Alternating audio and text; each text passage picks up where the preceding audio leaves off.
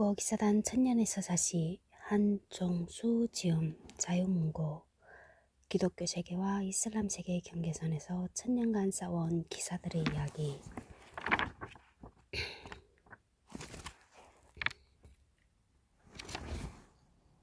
스물아홉 번째 409페이지. 현금면 이사님께 한종수 2023년 9월 14일.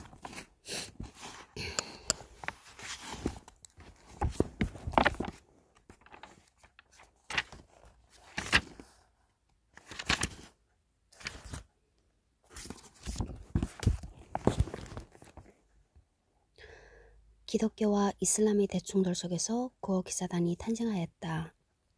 고어기사단은 고귀한 목적과 기독교인을 보호하기 위한 단체로 출발하여 천년 가까이 활동하였다. 고어기사단의 발전과 변화하는 과정을 통하여 그 당시 유럽의 변천, 더 나아가 유럽과 중동을 일부나마 이해할 수 있다. 특히 우리는 지금 또 이어지고 있는 종교 전쟁들을 보고 있다. 이 전쟁들이 종식되고 평화로 가는 길을 찾는데 이 책이 조금이나마 도움이 되기를 기대해본다. 역사를 좋아하는 독자들이라면 누구든지 빠져들 만한 역작이다. 전인범, 예비역 육군 중장, 전 특전사령관. 기독교 세계와 이슬람 세계의 충돌은 1300년 전부터 시작하여 지금까지 이어지고 있다. 그 최전선에는 고어기사단이 있었다. 조직으로 보면 병원에서 시작하여 군대로 발전했고 공간적으로는 거의 지중해 전 지역에서 광범위하게 활약했던 고어기사단의 이야기는 한국에서는 잘 알려지지 않았지만 아주 매력적이다.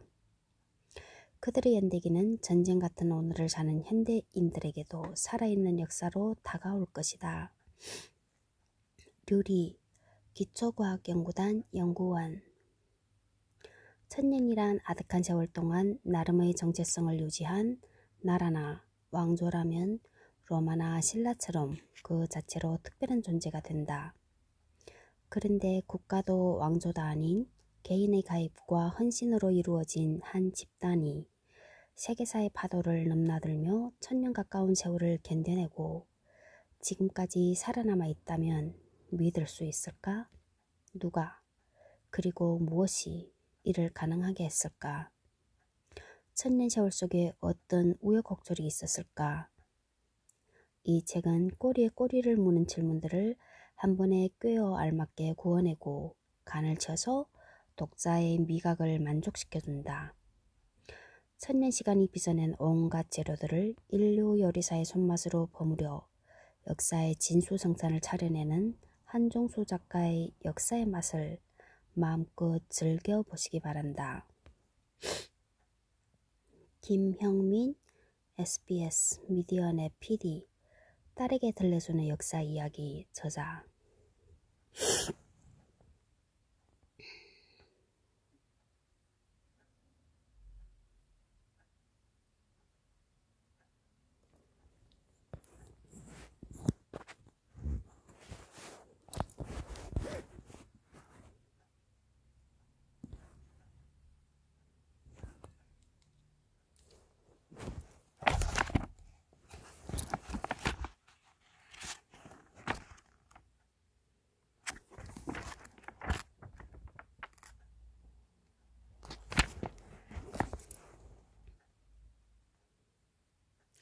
(408페이지) 오스만군의 상륙과 전쟁의 색깔.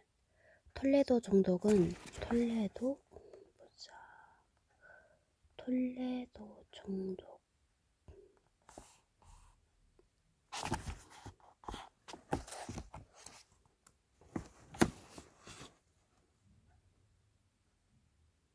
톨레도 총독이 어디 있냐?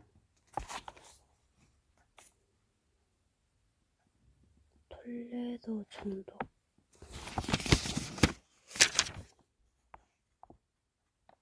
톨레도.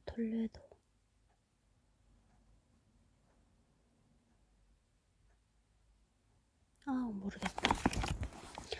톨레도 총독은 몰타 침공을 나 몰라라 할 수 있는 입장이 아니었다. 4월 9일 그는 갤리 선단을 이끌고 몰타에 도착하여 발레트와 협의를 하였다. 발레트.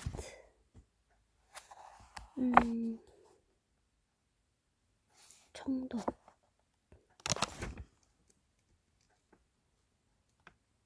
총장하고 총독이 안 같은가? 발레트 총장은 1557년부터 1568년까지 장 파리소 데 라 발레트, 프랑스 몰타 공방전에서 승리, 발레타의 어원이 됨. 1557년부터 1568년까지.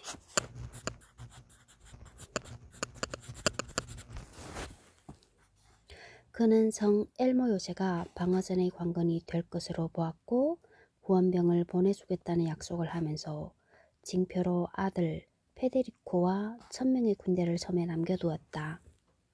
그 중에는 거의 환갑에 가까운 프란치스코 발비디 코레조라는 인물도 있었다.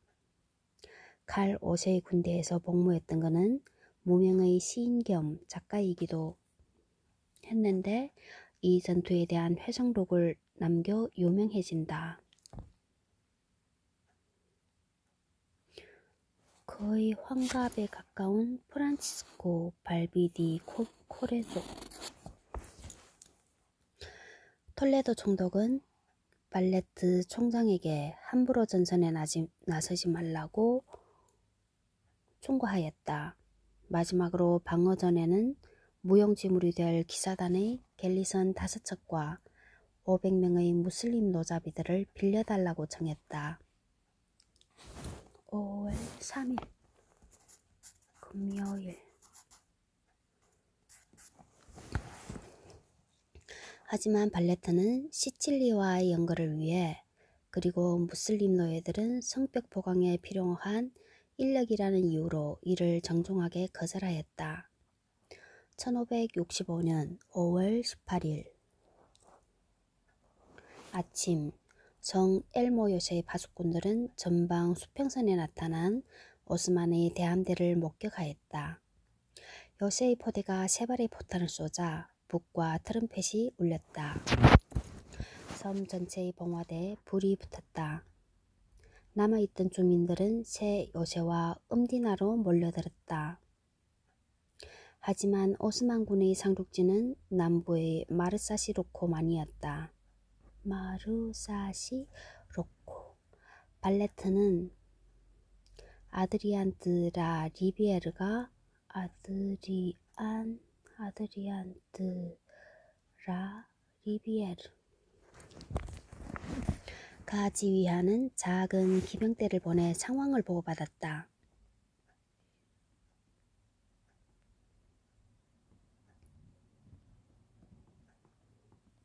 상륙을 마친 오스만군은 20일에 생리아의 서쪽인 마르사에 총사령부를 설치하였다.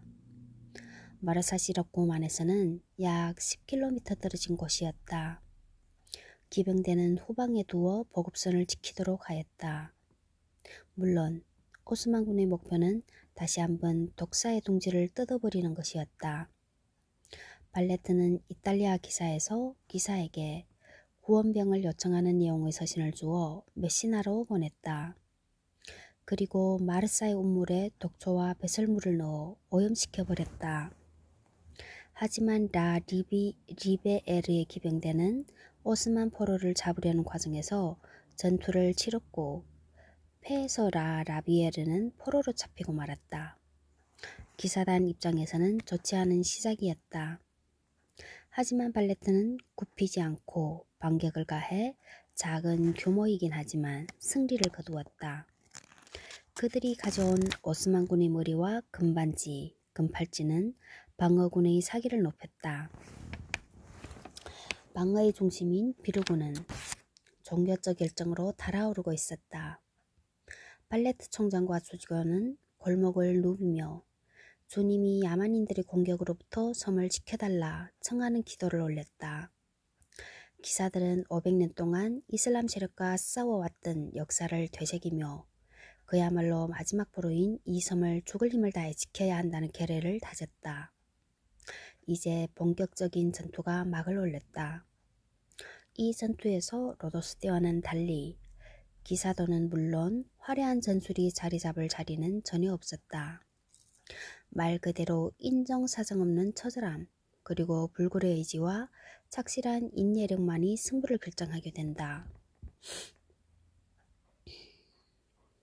이 전쟁을 다룬 역사가들은 양군 지휘관들의 나이가 대부분 놀라울 정도로 많았기 때문에 이 전쟁의 색깔은 회색이었다고 규정한다.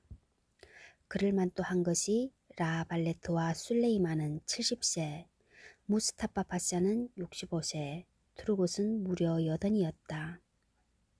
피알라 피자만이 35세의 젊은이였다. 이렇기 때문에 이 공방전은 훗날 노인들의 전쟁이라고도 불린다. 이러한 회색의 지배에도 불구하고 이 전쟁은 엄청난 다채로움을 지니기도 하였다. 2차 세계대전 때 아시아의 버마 전선과 유럽의 이탈리아 전역은 마이너 전선이었지만 참전국의 다채로움으로 유명하다. 버마 전선은 영국군, 미군, 중국군, 인도군, 네팔 구르카병, 네팔의 구르카병이라고 하구나. 캐나다군, 영국령 아프리카군, 일본군, 태국군, 그리고 대한민국 임시정부의 광복군까지 참전하였다. 이탈리아 전선에서는 독일군과 이탈리아군은 물론 미군, 영국군, 브라질군, 프랑스군, 폴란드군, 모로코군, 알제리군, 캐나다군, 호주군, 뉴질랜드군, 남아공군, 심지어 일본계 미국인으로 구성된 연대까지 뒤섞여 2년 동안 난투극을 벌였다.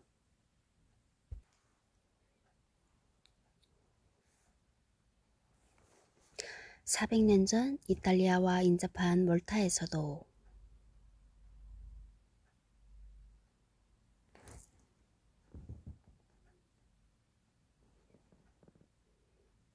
규모는 작았을지 모르지만 지중해 전역과 유럽 각지에서 온 전사들이 모여들어 엄청난 드라마를 펼친다. 약 600명 수준인 기사단 자체가 8개 국가와 지역으로 나누어져 있다는 사실은 이미 여러 번 언급하였다.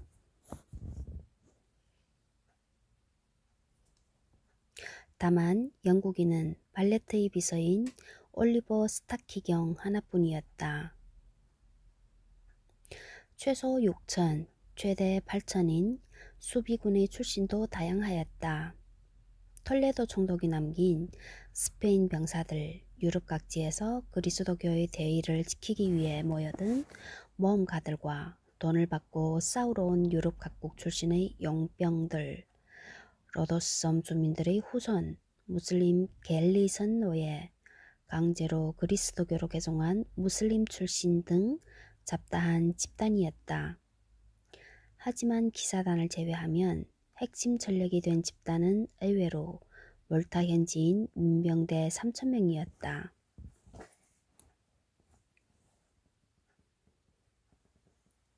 훈련도는 떨어졌지만 대신 강건한 육체를 지닌 이들은 이슬람 해적들에게 시달려 왔기에 이 척박한 섬과 가족들을 지키기 위해 말 그대로 젖먹던 힘까지 다해 싸웠기 때문이었다.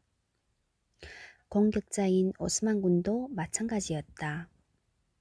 화승총병은 주로 이집트 출신이었고 기병과 보병은 아나톨리아와 모데아, 발칸반도, 살로니카, 왈라키아, 시리아, 메소포타미아 출신이었다.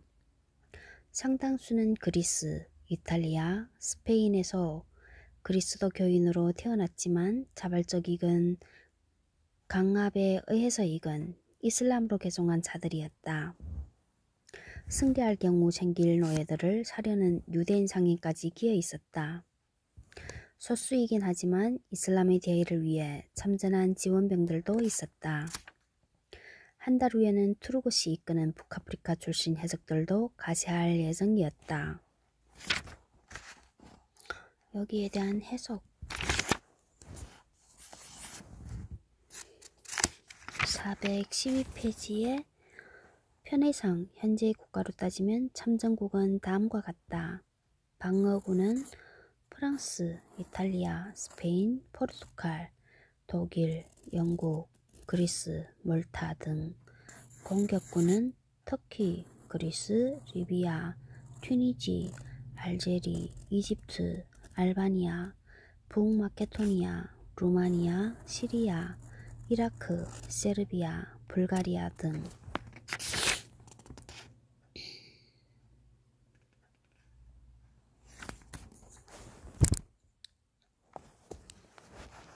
그야말로 초연색으로 이루어진 두 군대의 대결이었다. 여기서 양쪽 모두 어릴 때 믿던 종교를 따라 배신할 자들이 적지 않을 것이라는 사실에 주목해야 할 것이다. 그 이유가 예전 종교에 대한 신앙심이나 향수 때문인건 승자에 붙겠다는 기회주의건 말이다.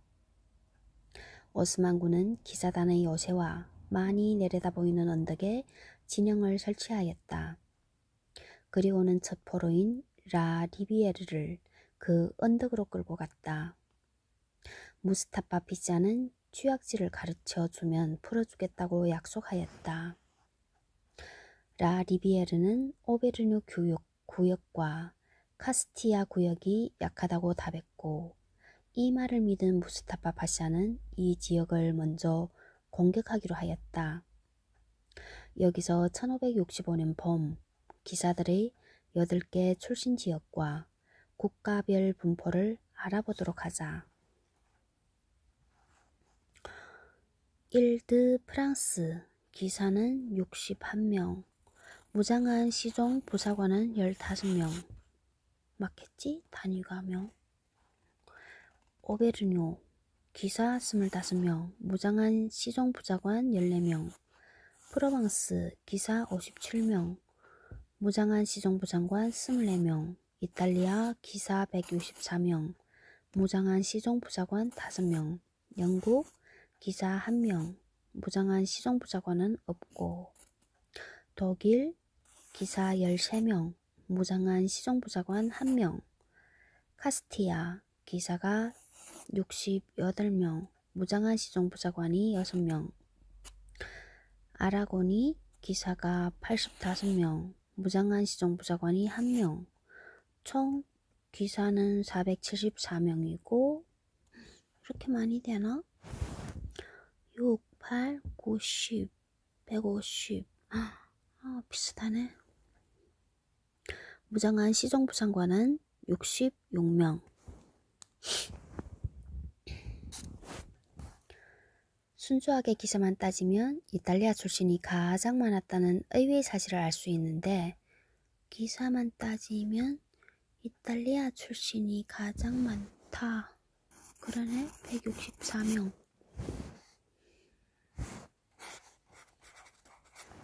다만 이 숫자는 유럽에서 돌아오고 있는 기사들을 포함한 것은 아니어서 이들을 합치면 전투에 참가한 기사들의 최종적인 숫자는 약 700명이다. 독일의 경우 종교개혁의 영향으로 기사의 수가 격감했다는 사실을 알 수 있다. 독일의 경우는 종교개혁의 영향으로 기사의 수가 격감. 종교개혁의 영향. 5월 21일 아침 거의 완벽에 가까운 반달 모양의 진영을 짠 오스만군이 요새 쪽으로 진군하기 시작하였다. 오스만군의 다양하고 화려한 복장과 무기, 다채로운 깃발은 마치 움직이는 꽃발 같은 장관을 이루었다. 그들의 다양한 피부색 역시 이런 분위기를 돋우는데 한 몫을 했을 것이다. 거기에다가 트럼펫, 북, 백파이프, 나팔, 피리 등 갖가지 악기들이 내는 음악까지 함께 퍼져나갔으니 방어구는 일시적이긴 하지만 눈과 귀가 즐거웠을 것이다. 오스만군과 오랫동안 전투를 벌인 유럽의 군대들은 그들의 군악대를 모방하기 시작했고 이제는 전 세계로 퍼져나갔다. 하지만 아무리 오스만군의 퍼포먼스가 대단하다고 해도 지금의 상황은 공연이 아니라 전투였다. 기사단은 자신들의 군기를 성벽에 걸고 북을 올렸다. 그리고 오스만군이 사정거리 내로 들어오자 대포와 화승총이 불을 뿜었다. 대포와 화승총. 이렇게 퍼포먼스는 끝나고 몰타 공방전이 시작되었다.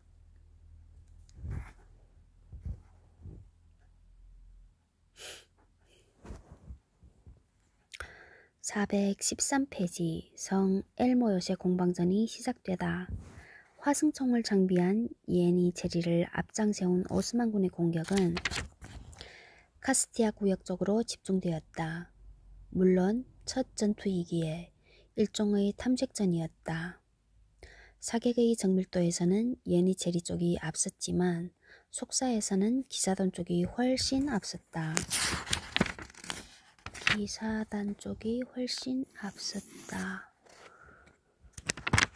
여기에 대한 해석 414페이지 오스만군의 화승총, 특히 예니체리가 사용하는 그것은 기사단의 총보다 50, 60cm나 길었고 휴대나 속사면에서는 불리했지만 명중률은 훨씬 높았다. 그림, 성 엘모요새 공략 직전의 상황을 묘사한 그림.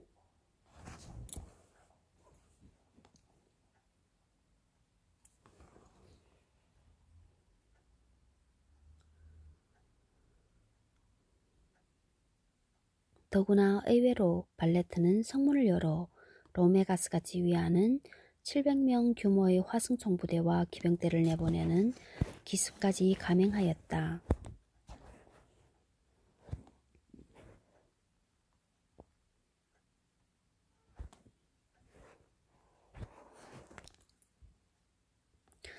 다섯 시간 동안 이어지는 전투 끝에 100여 명의 오스만군을 쓰러뜨리는 대신 10명을 잃는 손실을 입었다.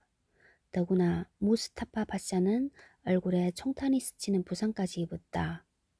12명의 병사들이 아군의 폭격이 터지는 바람에 개죽음을 당하는 오점이 있었지만 누가 봐도 이날의 승자는 기사단이었다. 묶인 상태로 냉소를 띠며 이 전투를 지켜보던 라 리비에르는 분노한 무스타파 파샤에게 끌려가 그리스도교 노예들이 보는 앞에서 잔인한 고문을 받고 죽음을 당했다. 다음 날 기사단의 계례가 만만치 않다는 사실을 깨달은 무스타파 파샤는 정찰을 실시한 다음 파알리 파샤와 회의를 열었다. 두 사령관은 로도스와는 너무 다른 환경 때문에 돌발 변수가 많이 발생할 수밖에 없다는 것과 라이벌 투르굿이 도착하기 전까지 전공을 세워야 한다는 사실에만 동의했을 뿐 공격 목표에 대한 의견은 완전히 달랐다.